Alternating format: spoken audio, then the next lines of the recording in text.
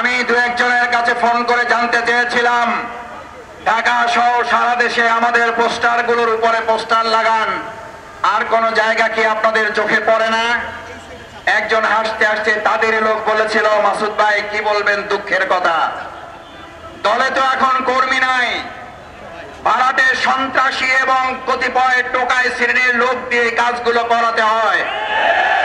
ওরা তো জানে না কোনটা জামাতের পোস্টার আর কোনটা আমাদের পোস্টার আর কোনটা অন্যদের পোস্টার।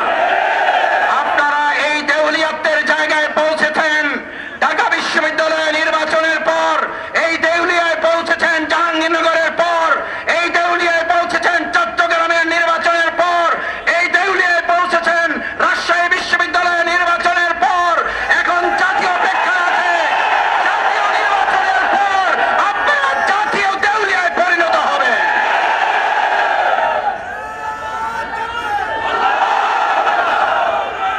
আমার ভাই এবং বন্ধুগণ, আমরা খুব বিস্মিত হই একটা দলের দেউলিয়াত্ব কোন জায়গায় পৌঁছলে।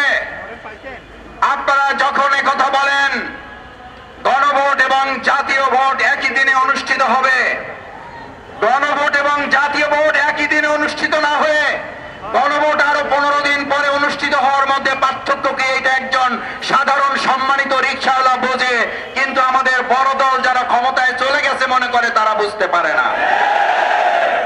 আপনারা যে বুঝতে পারেন না তা নয়, আপনারা বুঝেও না বুঝার ভান করেন, এই কথাটা জাতি বুঝতে পেরেছে। গণভোটের মাধ্যমে দাবি আদায় করা ছাড়া বাংলাদেশের মানুষ আগামী দিনে জাতীয় নির্বাচন হতে দেবে না। হতে যে দেবে না। 4টা বিশ্ববিদ্যালয় নির্বাচনের পর মাথা এমন গরম হয়েছে, এখন মসজিদে ইসলামপন্থী এবং দেশপ্রেমিকদের উপরে হামলা শুরু করেছে। পরিষ্কার বার্তা দিতে চাই, প্রধান অতিথি কথা বলবেন, 24 ঘন্টার মধ্যে নোয়াখালীর সন্ত্রাসীদেরকে গ্রেপ্তার করতে ব্যর্থ হলে পরবর্তী সরকারকে নিতে হবে। উপদেষ্টা যিনি মাননীয়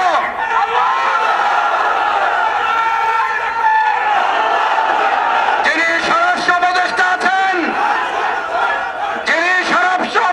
আছেন, যদি আপনারা মনে করেন দলকানা প্রশাসন হবেন, দলকানা প্রশাসন মানবে না জনগণ। দলকানা প্রশাসনের চরিত্র কি এবং তাদের পরিণতি কি? 2024 সালের জুলাই আগস্টে শুধুমাত্র শেখ হাসিনার বিরুদ্ধে লড়াই হয় নাই,